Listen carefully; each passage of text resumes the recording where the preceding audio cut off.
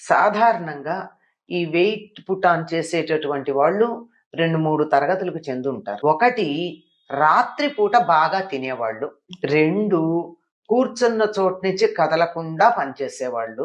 ఇంకొకళ్ళు అసలు అవసరం ఉన్నా లేకపోయినా 24 గంటలు నోరనే మిల్లు ఆడుతూ ఉండేవాళ్ళు. 3 రకాలు. ఈ మూడింటిలోనూ మనకి సాఫ్ట్‌వేర్ వాళ్ళు కావచ్చు, ఇంట్లో పని పాట లేకుండా కూర్చునేటటువంటి వాళ్ళు కావచ్చు, మాకు బాగా ఉంది అతిశయంతో పని వాళ్ళని దగ్గర పెట్టుకుని టీవీ రిమోట్ కూడా వాళ్ళు తీయడానికి బద్దకించి పక్కనున్నటువంటి వాళ్ళతో ఛానల్ మార్చమని చెప్పేవాళ్ళు ఉన్నారు.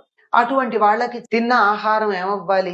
శక్తిగా మారితే ఖర్చు అవ్వాలి కదా. శక్తిగా మారకపోతే ఏమవుతుంది? లోపల కొవ్వుగా పేరుకుపోతుంది. కనుక పొద్దున పూట మీరు 10, 10:30 మాక్సిమం 11 గంటల లోపల మీకు ఇష్టం వచ్చిన పదార్థాలు ఇష్టం వచ్చినంత తినండి.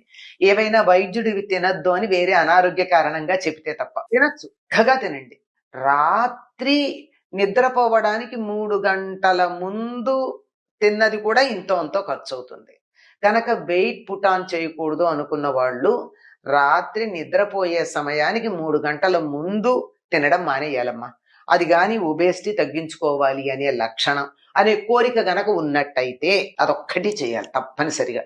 ఆకలేస్తుందండి, వేస్తుంది, ఎందుకేదో అలవాటు కదా. ఆ సమయానికి లోపల జీర్ణరసాలు ఉత్పత్తి అవ్వడం అన్నది మొదలవుతూ ఉంటాయి. జీర్ణరసాలు ఉత్పత్తి అయినప్పుడల్లా కాసిన మంచినీళ్ళు తాగుతూ ఉండండి. లేదంటే దాంట్లో కొద్దిగా నిమ్మరసం వేసుకోండి. ఇది ఒకటి. అది పగలెంత తిన్నా పర్వాలేదు గాని సూర్యాస్తమయం తర్వాత తినడం మానితే ఒబేసిటీ చాలా వరకు తగ్గుతుంది. ఇది ఆహార నియమంలో పాటించాల్సింది.